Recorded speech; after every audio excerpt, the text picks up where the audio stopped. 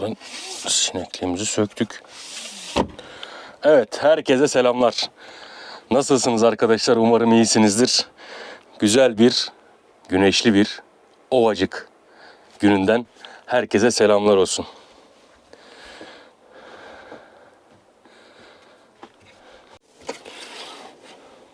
Havada gerçekten bugün maşallah var ya. Bir hafta 10 gündür ya bir hal olmuştu.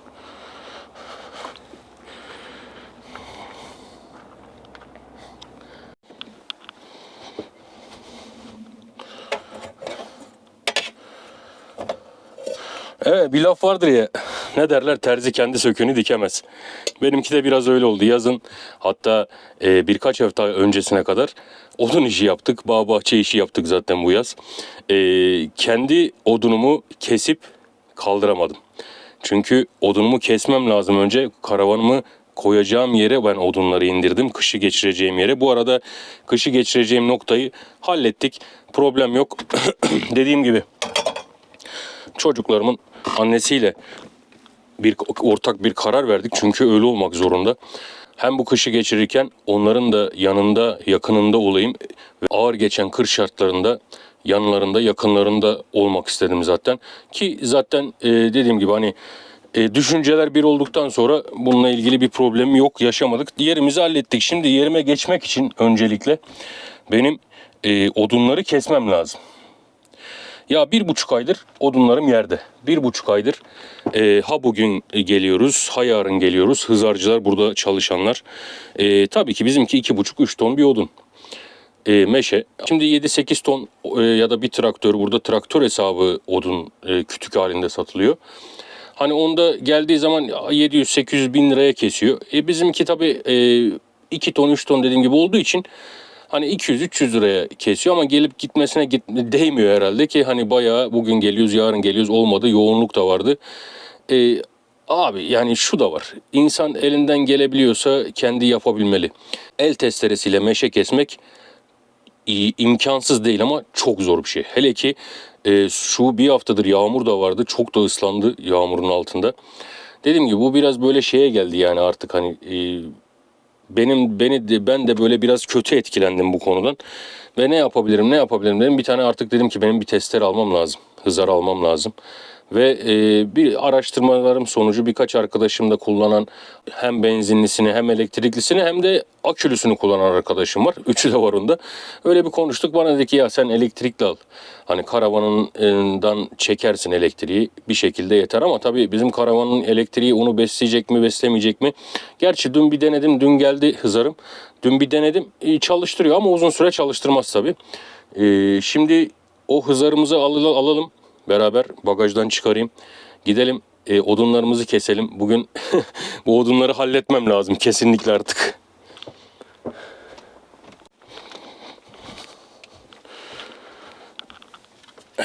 Şimdi etrafı toparladık biraz. Bugün günlerden 17 Kasım Cuma efendim. Biliyorsunuz ki benim kış konumuna daha geçmedim. Kış konumuma, yani sabit kalacağım yere geçeceğim. Ama önce ne vardı? Odunlarımız vardı. Odunları bir türlü kestiremedik. Çünkü hızarcılar ya doluydu ya başka bir şeydi ya da odunum az diye ücretini beğenmediler. Neyse yani velhasıl kelam çok dara düştüm. Çünkü gördüğünüz üzere yukarıya, tepelere kar düşmeye başladı. Ve bu da demek oluyor ki yakında artık kar yağışı olacak. Evet, hızarımız burada. Dün montajını da yaptım. Zincirini taktım.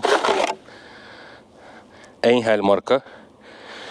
Neymiş? GHEC 2040. Pala boyu 41 santim. Hadi bakalım.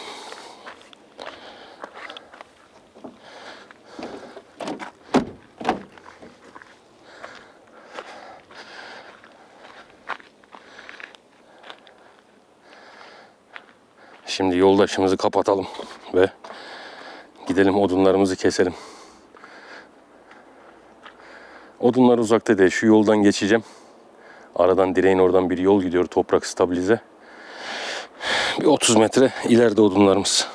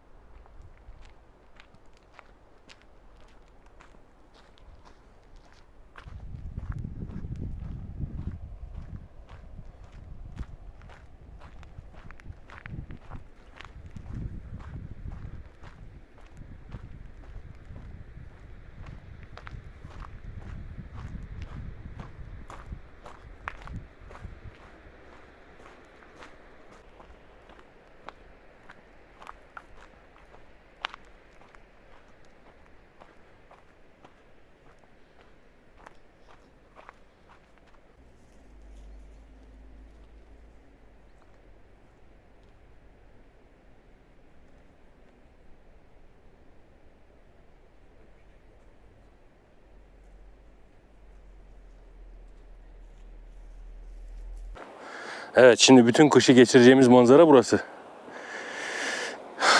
Şimdi tabii bir elektrik çekmemiz lazım. Tabii bu etraftaki evlerin hepsi boş. Burası gurbette yaşayanların yeri.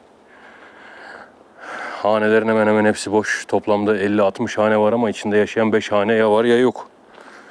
Onun için yanımız, sağımız, solumuz boş. Sadece arka tarafta çocuklarım oturuyor. Onların evleri orası. Artık bakalım. Şu elektriğimizi bir çekelim. Yavaş yavaş artık odunlarımızı doğrayalım. İş çok. Daha onları yerleştireceğiz oraya. Hemen buradan da manzarayı göstereyim size.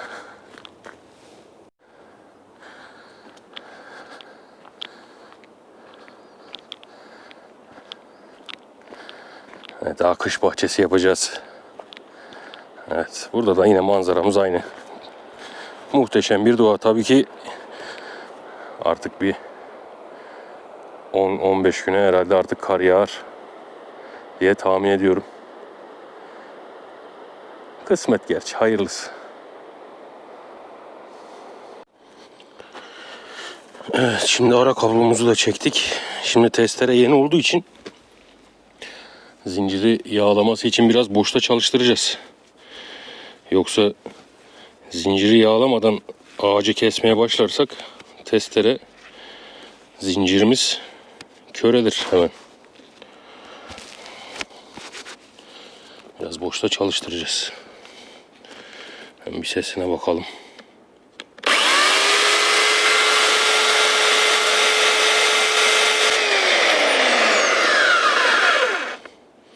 Evet, tabii yeni olduğu için böyle biraz yanık kokumuz var. Motor ilk defa çalıştığı için.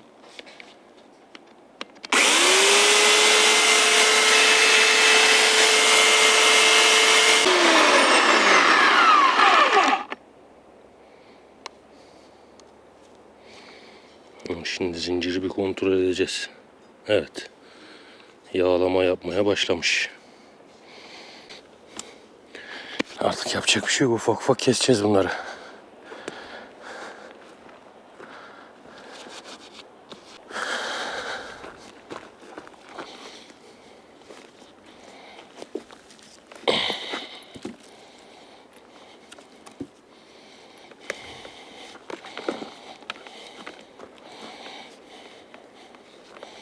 Şimdi bu fırlatır atar böyle. Bunu böyle yapıp tabii tam tersinden kesmemiz lazım. Fırlatıp attırmamak için.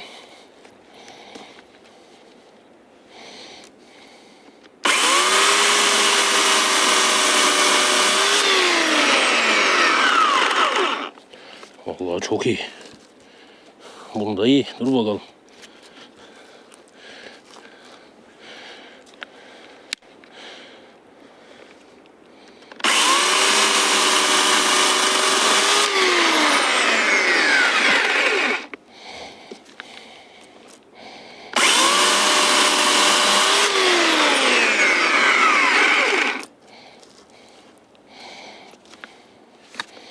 Şimdi yağlamamız.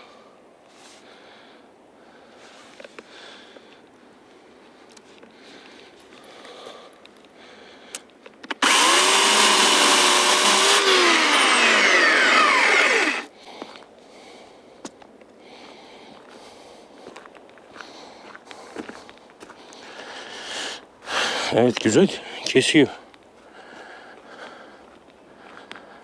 Bu işimizi görecek. Hadi bakalım. Onları bir doğrayalım. Bu iş böyle olmayacak.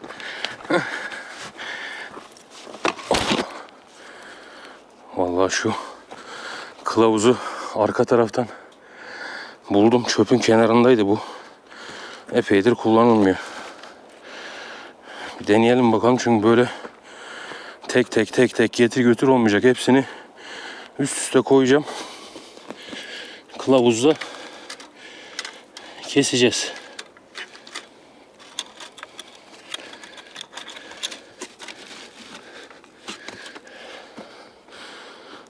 Aynen.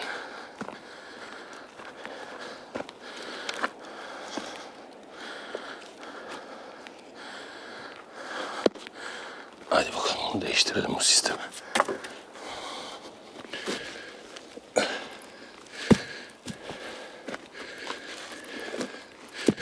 Yoksa böyle 5 güne bitmez bu iş.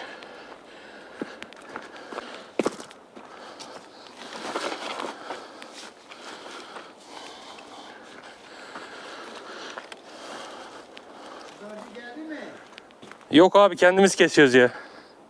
Hızar var yani. Aldık. Hızarcı bizi hızar sahibi yaptı.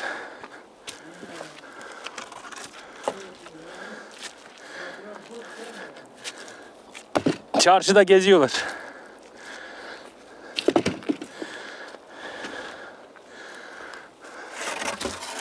Hızarcılar bizi hızar sahibi yaptı abi.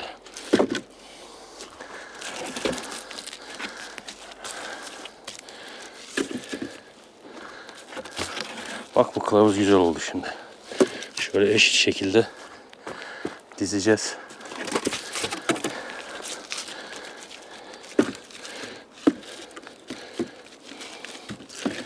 Aşağı düz koyalım varsa. Vallahi süper oldu. Yoksa akşama kadar bununla uğraşacaktık. Bak şimdi hemen göstereyim. Yan taraftaki komşu bile diyor. Çarşıda oturuyorlar diyor.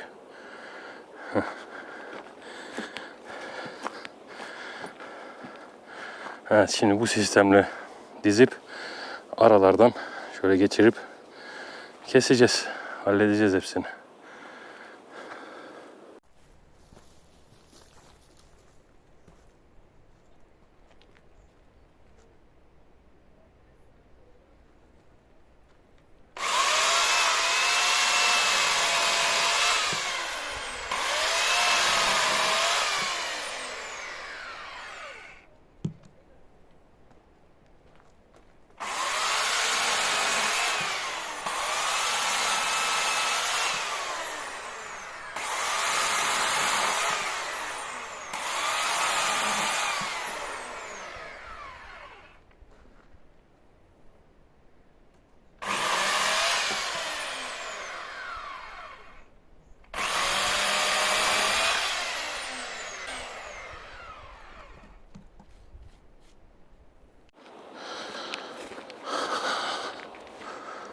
Evet, biraz kolayladık ama hava da kapatmaya başladı.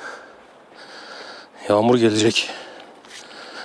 Şimdi makinenin yağını bir dolduralım.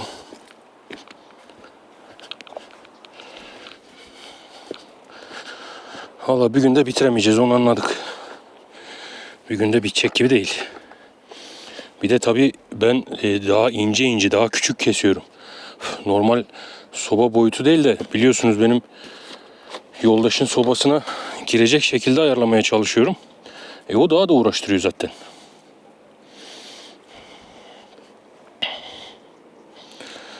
Kısmet artık, ne yapalım. Olduğu kadar.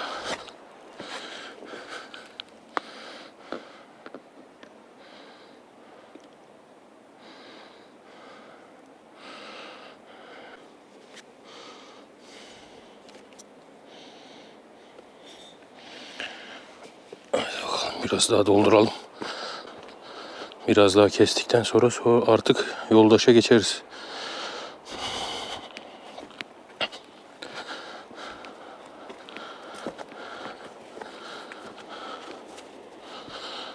Yapacak bir şey yok. Gene Allah'tan bunu bulduk da bu işimizi kolayladı. Yoksa tek tek odunları kes. Zor. Ya 3 ton meşe kolay da değil.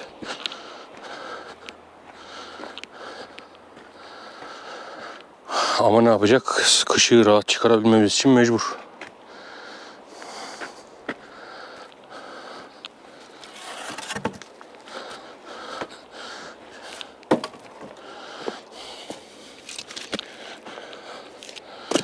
Bu tarafa kestiklerimizi buraya atacağız.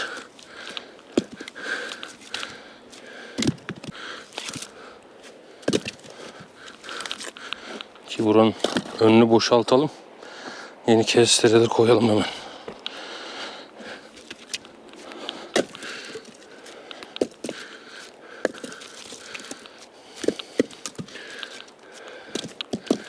Evet, bir de bunları tabi hem yoldaşın etrafına hem de şurada biriktirip üstüne dizip buranı da çekeceğim.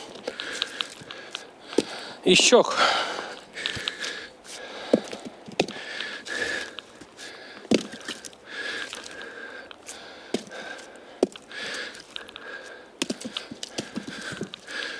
İş çok abi, iş çok.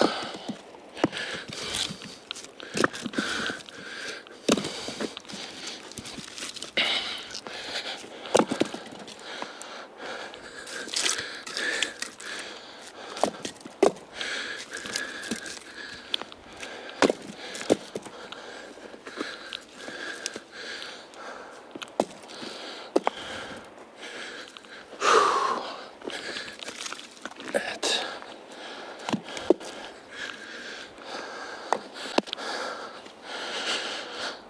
Hadi bakalım, biraz daha keseyim, sonra yoldaşla görüşürüz artık. Sobamızı yakalım. Hava soğudu iyice. Bir şeyler de yemek lazım. Acıktım da.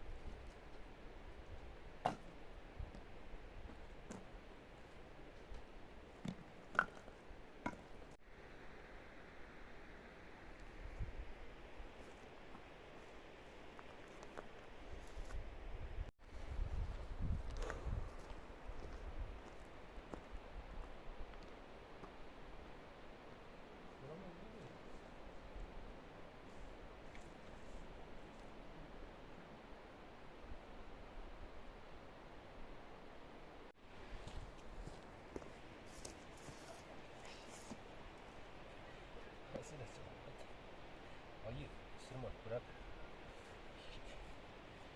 Eşik.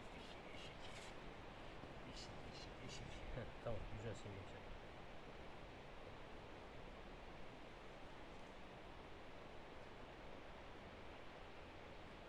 Buraya niye çekeyim ben seni?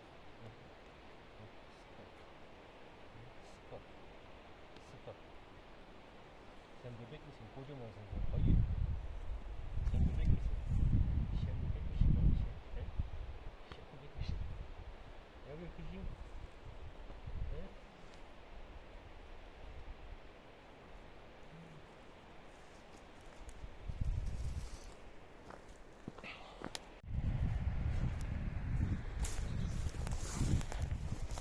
Şuna bak, şuna. Şuna bak, şuna.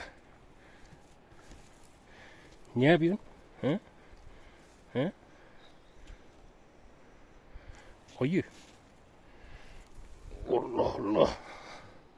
Beni mi ısıracaksın? Beni mi ısıracaksın? He? Sıpa.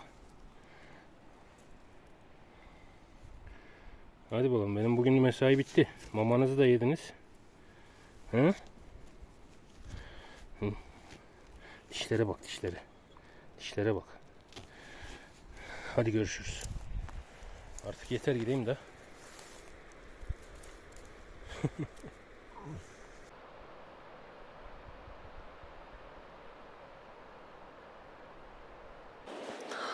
Evet, hava cidden soğudu.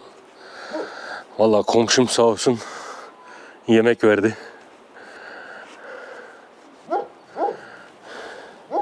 Tabi olacak. Şimdi bu büyük doğradıklarımı ayırdım. Bunlar kazanda yanacak. Çocukların evin kazanında, hem de onların odun sobasında. Bu küçükleri de bu tarafa ayırdım.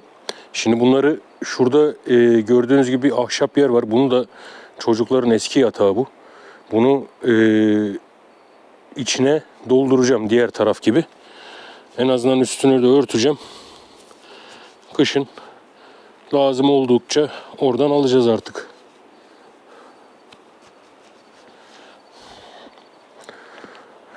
Evet. Şimdi böyle bunları atacağız, sonra küçükleri. Hava buz. Çelik gibi oldu. Ama yapmamız lazım 2-3 güne. Yani salı günü, pazartesi günü kar geliyor.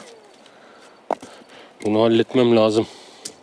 Artık 2 saat, 3 saat daha uğraşacağız. Yoksa kar yağdı mı hiçbir şey yapamayız artık. Hayat burada kilitleniyor. Kar olunca. Evet, şunları, küçükleri, büyükleri ayırıyorum ki bunlar şeyde yansın. Kazanda.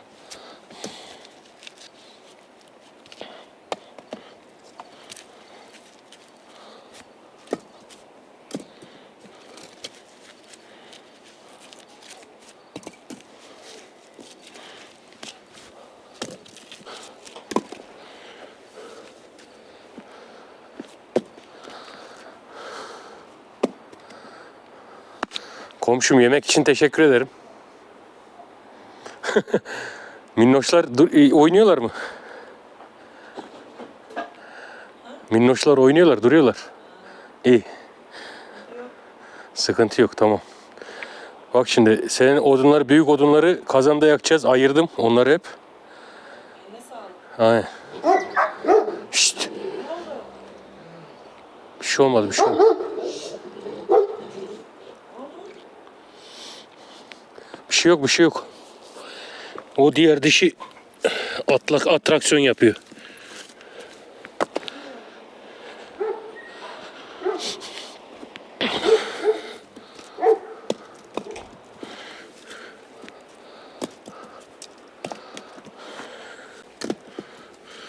Evet, kar soğuğu başladı artık. Cidden hava soğuk. Şimdi burayı toplayayım. Topladıktan sonra artık yoldaşa geçeriz. 1-2 gün daha burada işim var. Buradaki 1-2 gün daha işim bittikten sonra artık yoldaşı buraya alacağım. Önüne kış bahçemi yapacağım.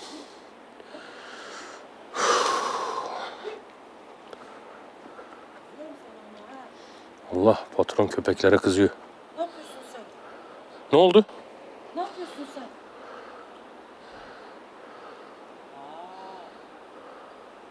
Yemeğini yiyorsun, karışma diğerlerine. Kavga çıkmış. Seni döverim ha. Vallahi. Sen de inanma. Evet, bir de yeni yavrulamış bir köpeğimiz var. Toraman. Ne oldu? Hadi bakalım şurayı halledeyim.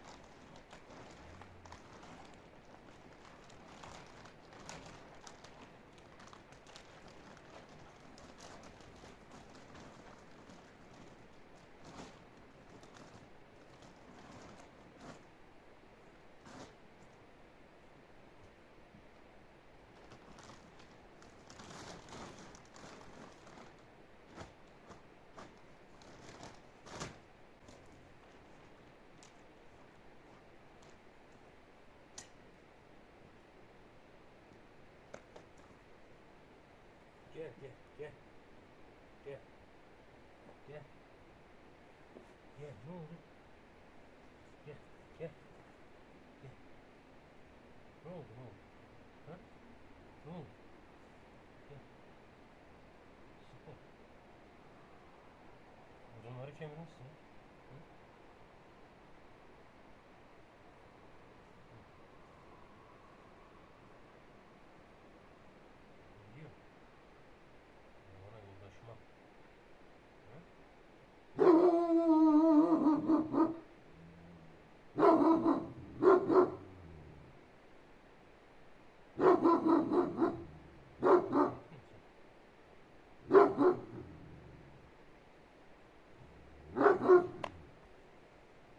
Harç bitti, yapı baydı.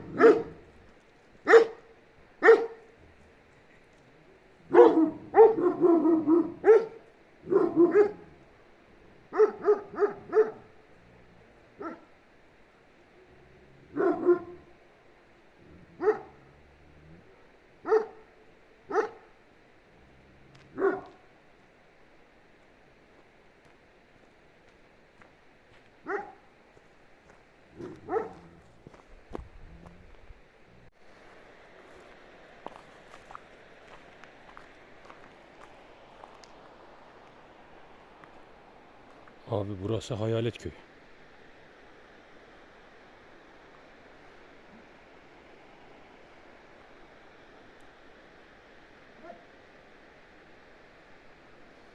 Hadi bakalım gidelim.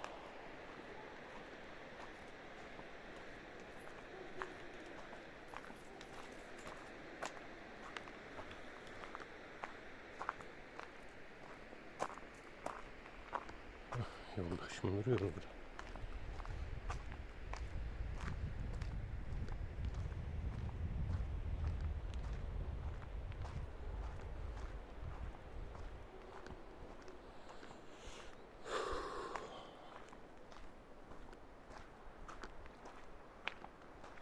Yusuf abi ne yapıyorsun? Kulübenin içinde de yavrulamış diyor. He, aynen. Getirip bu başımıza veriyor. Vallahi hiç söyleme abi ya. Bir sürü de var ha, 10 tane var. Rahat var. Bir de daha yeni doğmuş ya, dünya öbür gün yeni doğmuş daha. Ben dedim oğlum gelip bunun içine yapacak dedim. Dedim bunu kapatayım. Bak bugün yarın derken Yaptı. öyle kaldı. Vallahi billahi ya. Ya şimdi günahtır da çıkartamaz. Ya arkadaşım hayır çıkaramaz. Yazıktır. Yoksa başka bir yerde yapsaydı en azından bizim sorunumuz altında kalmazdı. Onu şey yapalım da söyleyelim veterinere kısırlaştırsın o. Yok kısırlaştırma da ameliyat gerekiyor. Ameliyat da para gerekiyor. Para istiyor ya. Onu bir konuşalım bakalım ne diyecek. Yazıktır ama o yine doğru yani.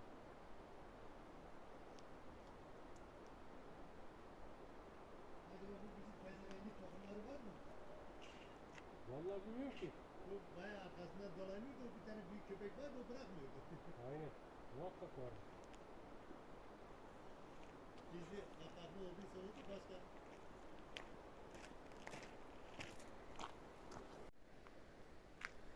Evet, burada tek komşumuz. Başka dediğim gibi oturan yok. Zaten oturan olsa binalarda ışık yanar.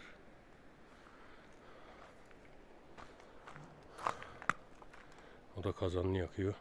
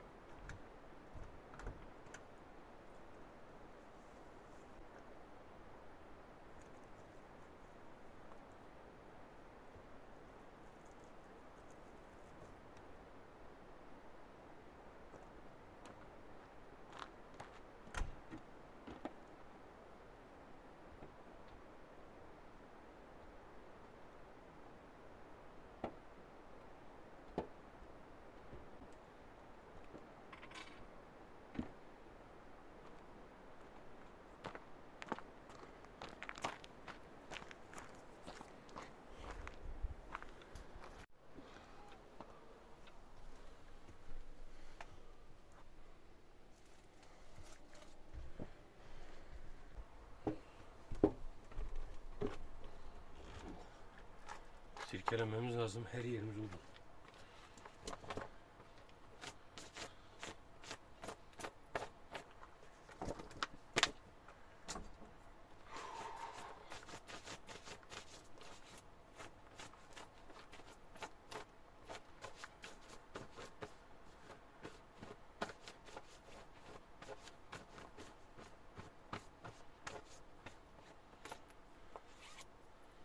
Buz, hava buz.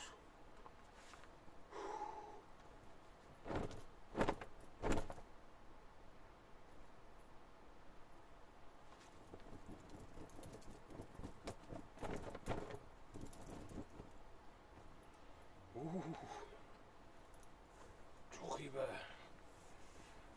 Ben soğuk severim. Buz gibi olsun hava. Süper. Şimdi. Odun. Heh, biraz şey yapalım. Tutuşturacak odun.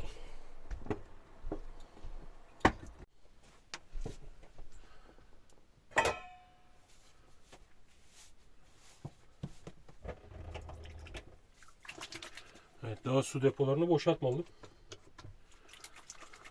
Daha çünkü donmuyor. Eksi 8, eksi 9'dan sonra donuyor da.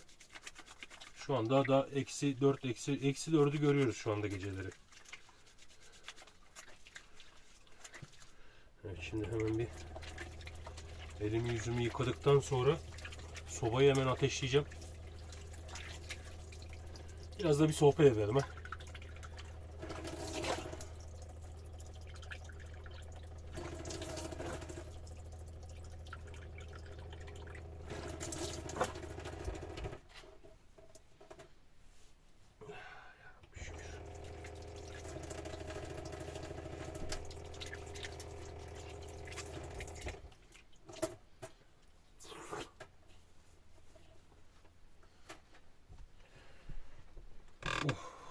Vallahi bugün yattığım yeri beğenirim. Gerçi ben yattığım yer yoldaş olunca her türlü beğeniyorum.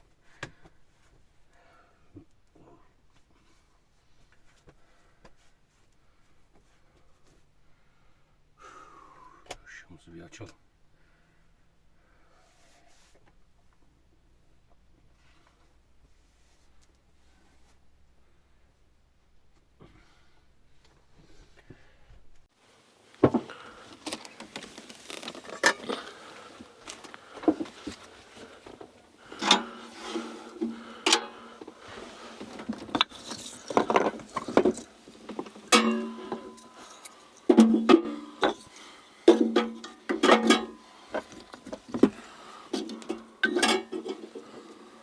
Allah'tan sabah boşaltmıştım sobayı. Yoksa vallahi bu yorgunlukla şu anda hiç bir şey yapacak durumum yok. Gerçekten iyi yoruldum ya. Tabi abi, hamlık da var bizde. Şimdi biz bu işleri sürekli yapan insanlar değiliz yani. O da var. Hadi bakalım. Hemen bir hızlı ateşleme yapalım.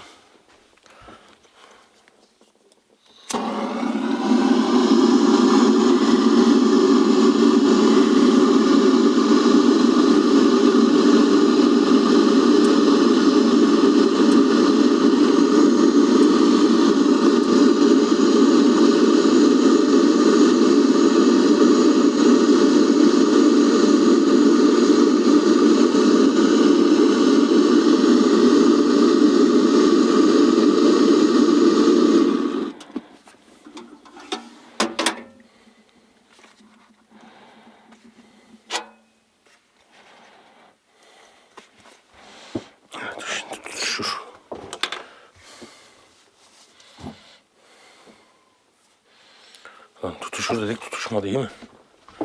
Bak ya.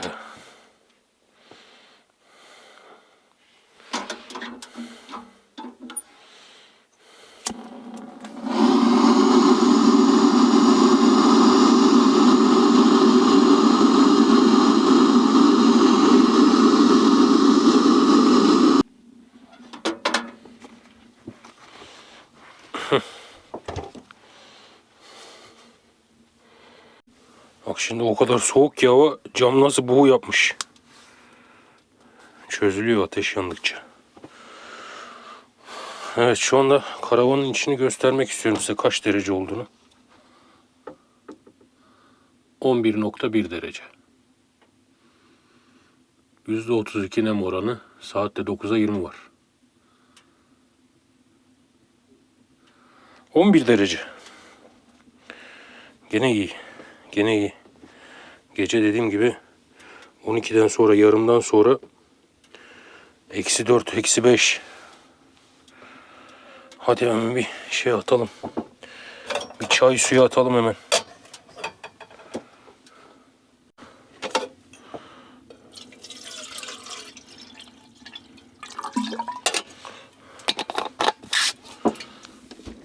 Şöyle 2 bardaklık bir çay demleyelim.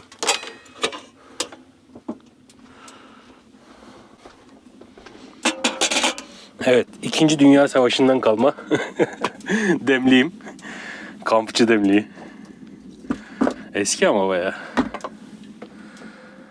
Değil mi? Önemli olan eski olması değil, iş görebilmesi. Bizim zaten tamahkar olmamızın sebebi de bu. Çünkü sürekli bir şeyler değişiyor, sürekli bir şeyler yenileniyor. Ve sürekli o yenilenen şeyi insanoğlu bizler istiyoruz ki elimizdekini değiştirelim. İşte misal araba, işte telefon ya da başka bir şey. Yani bizde o şey kalmadı artık. Hani ya bununla idare ederiz bir şekilde. Durumu gittikçe azalmaya başladı. Ama tabii ki artık yani özellikle maddi gelirler muazzam bir şekilde düştü. Geçim kıtlığı, geçim zorluğu var mı? Evet var. Ama bir taraftan da diyorsun, insanlar bakıyor böyle, diyorsun ki ya arkadaş yine gezen geziyor, dolaşan dolaşıyor. Yiyen yiyor, harcayabilen harcıyor, değil mi?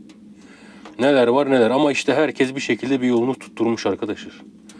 Yani herkes bir yolunu tutturmuş. Kimisi, değil mi, pırlanta dükkanı açmış. Kimisi başka bir şey yapmış.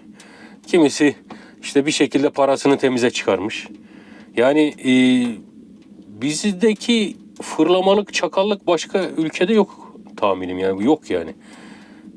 Biz Türkler, bizler böyleyiz.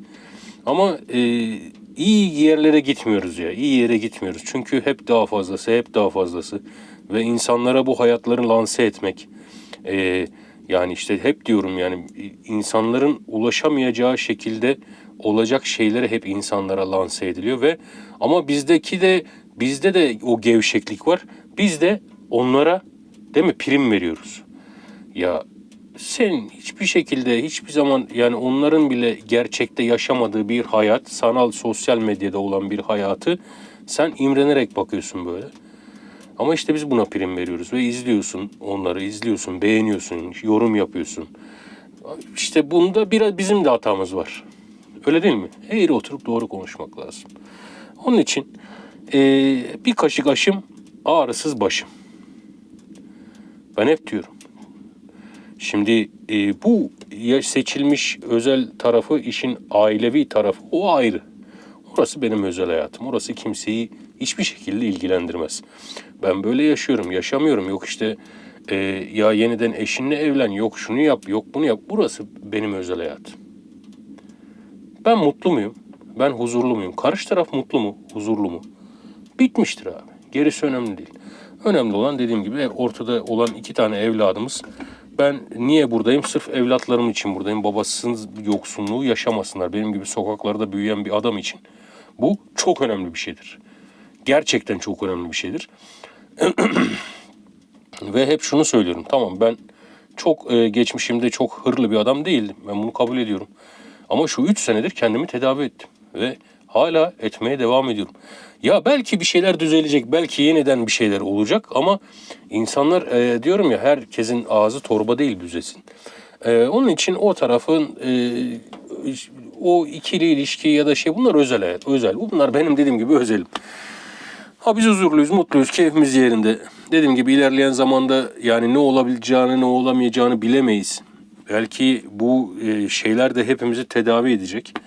Ama ben hayatımdan gayet memnunum. Karşı taraf hayatından gayet memnun. Bir sıkıntı yok. Çocuklarımız mutlu. En önemlisi o. Gerisi mi? Ya gerisini boş ver gitsin ya. Hep biz çekeceğiz abi. Bir şekilde çekeceğiz. Öyle ya da böyle çekeceğiz. Bu dünyaya, değil mi? Bu sınavı vermeye geldik. Hani bunu ya kahkahalarla yaşayıp bu ömrümüzü geçireceğiz. Ya sürekli ağlayıp dert edinip dövünüp geçireceğiz. Ya da ikisinin bir şekilde ortasını bulup, değil mi? Anlaşmaya varıp tatlı bir şekilde geçireceğiz. Kalp kırmayalım. Tek sıkıntı bu. Kalp kırmamak. Vicdanın rahatsa, şu yastığa ben başımı koyduğumda 5 saniye içinde uyuyabiliyorsam bitti ya. Benim kimseye hesap verme şeyim yok, zorunluluğum. Ben kendime hesap verebiliyor muyum, ben ona bakarım. Yani buraya sorduğumda arada bir çelişki varsa bitmiştir o iş. O olmamış. Ama burayla buranın arasında bir çelişki yoksa, değil mi? Kafanı yastığa koyduğunda huzurlu bir şekilde uyursun. Bitti. Bu kadar.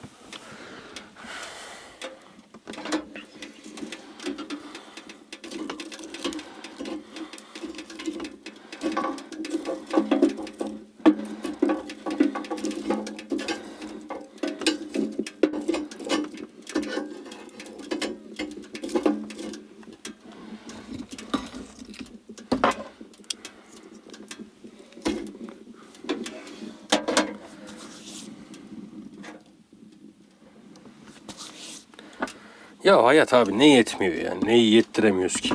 Değil mi? İşte hep diyorum tamahkarlıktan bu. Açgözlülükten. Doymamazlıktan. Çünkü neden? Hayat seni sistem buna itekledi artık. Buna ittirdi. Çünkü abi bak şu işte evde oturuyorsun, yanında eşin var. Ya işte kapı komşu bak işte arabasını değiştiriyor. Ya olabilir abi, değiştirebilir. O da değiştirebilir. Onu da yapabilir. İşte bunlar bizim ömrümüzü törpüleyen şeyler. Yani ben demiyorum ki bir lokma aşın, bir hırka giy üstüne, derviş hayatı yaşa. Tabii ki değil. Para her zaman lazım. Para lazım olmadan olur mu? Olmaz. Eskiden çerçilik vardı. İnsanlar geçimlerini öyle sağlıyorlardı. Değil mi? Leğen veriyordu, buğday alıyordu. İşte buğday veriyordu, kapkacak alıyordu. Bir şekilde yürüyüp gidiyordu bu işler. Ama şimdi artık öyle değil. Gelişen teknoloji, gelişen dünya ve kapitalist düzenin sistemi hep seni bir şekilde buna itiyor. İttiriyor. Ve sen ister istemez bir şekilde o sistemin içinde oluyorsun, hepimiz olduğu gibi. Bitmez bu mevzular, bitmez.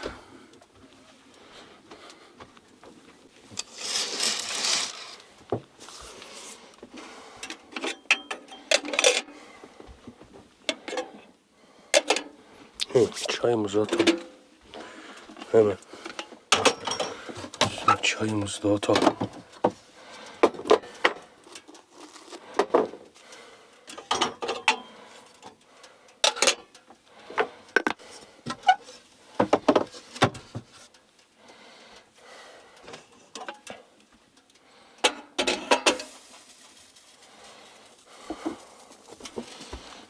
Vallahi yorulduk ya. Şimdi o odunların üstünü kapattım.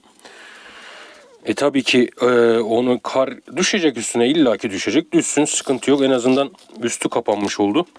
Tabii o büyük odunlar, yani o çocukların kaloriferinde yakacağım ve benim kış bahçesinde yakacağım odunlar, büyük odunları da yoldaşı oraya yanaştıracağım. Yoldaşı yanaştırdıktan sonra altına hem izolasyon olsun, değil mi, soğuktan, hem de odunlar ıslanmasın. O büyük odunların da kalanını yoldaşın altına ve kış bahçemin içine. Çok güzel bir kış bahçesi yapıyorum. Yapacağım. Muhakkak herhalde artık bir dahaki bölüme onu görürsünüz. Güzel oldu. İçime sindi. Bakalım gelsin, kuralım güzel. Yapalım. Ya bizler için tabii ki burada benim gibi karavanda yaşayan arkadaşlar için alan çok önemli. Ya benimkisi artık ev gibi. Yani ben mutluyum. Evet, ben mutluyum bu alanda, huzurluyum. Geçen kış mesela çok hazırlıksızdım. Yani odunum bitti. Bir buzun üstünde kaldım 2 ay boyunca. Ve o buzun üstünde kalmak o arabanın altından öyle bir zemheri soğuk geliyor ki yani ne yalıtım olursa olsun kesemez onu. Yani buzun üstünde kalmayı deneyimledim ve olamaz böyle bir şey. Ve bu kış onu yaşamayacağız. Odunumuz var fazla fazla. Yettireceğiz. Kömürümüz var, odunumuz var.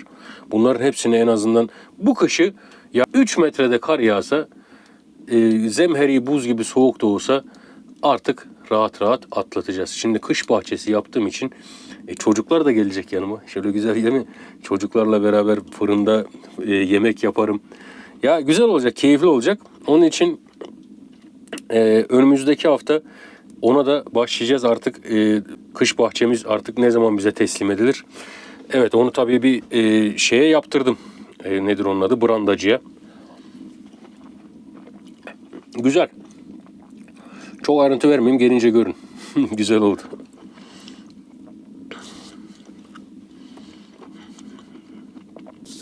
Bu arada bir önceki bölümümüzü beğendiniz mi efendim? Biraz böyle sessiz bir video tarzı olsun istedim. Hem konuşmadan bir daha etrafı çekebileceğim, aktivitemi gösterebileceğim içerikler de olsun istiyorum. Beğendiyseniz bir yorum yaparsanız sevinirim o burada da.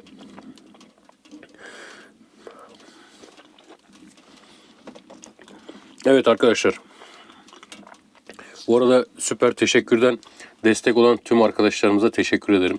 Yorumlarla bize destek veren tüm arkadaşlarımıza, tüm yoldaşlarımıza teşekkür ederiz. 50K'yı geçtik. Sağ olun, var olun hepinize. Gerçekten bana hep şey diyorlar. Ben TikTok'ta da canlı yayın yapıyorum arkadaşlar.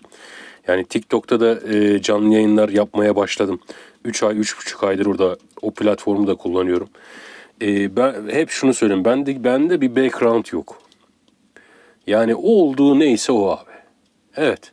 Şimdi bir background olmuş olsa zaten hani şu anki gördüğünüz bir videoyu paylaşmam. Ben niye paylaşayım? Ya boş ver. Ben karavanı çekeyim oraya. Karavanın kış bahçesini yapayım, kurayım, oturayım sobayı, odunu kestiğimi, mestiğimi işte ya da işte bana çocukların annesinin yemek verdiğini, yok onu bunu söyle, ne gerek var dersin. Bir background'un olsa. Benim olduğum gibi. Ben kamerayı kapattığımda da ne görüyorsan o. Ki yanıma gelen, ziyarete gelen arkadaşlar var. Bilenler var, görenler var, gelenler var. Sıkıntı yok yani. Bizde herhangi bir izlenme kazanalım ya da şunu yapalım, bunu yapalım diye bir şey yok. Hamdolsun zaten hani kendimiz olduğumuz için kazanabiliyoruz. Bu diğer platformlarda da aynı şekilde. Ben çok mutluyum. En azından böyle olduğu için ben bir şeyler insanlara yansıtabildiğim için ve bu duygularımı saf haliyle karşı tarafa, siz izleyenlerimize aktarabildiğim için ben çok mutlu ve huzurluyum. Hepinize sonsuz teşekkürler.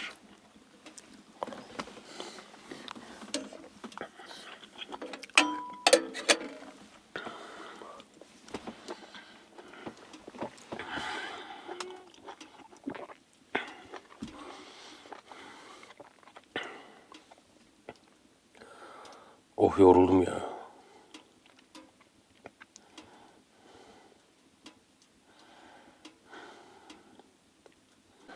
Vallahi şu anda saat kaç oldu? Saat 9.30 ile.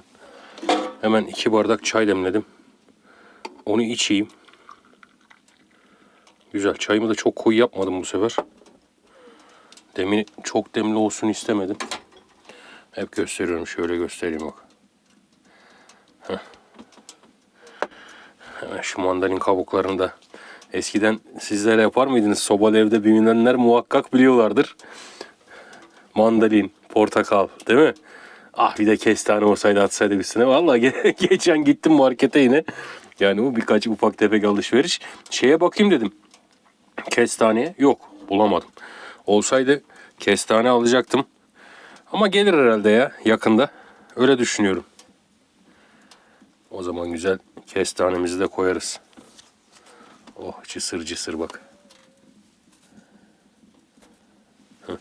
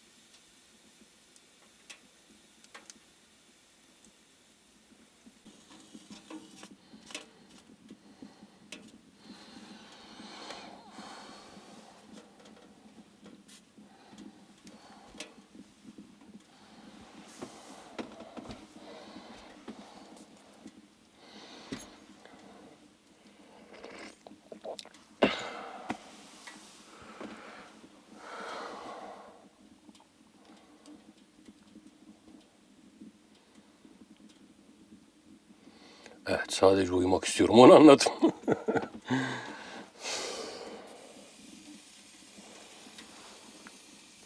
Oh, mandalin kabuklarına güzel. Fıkır fıkır.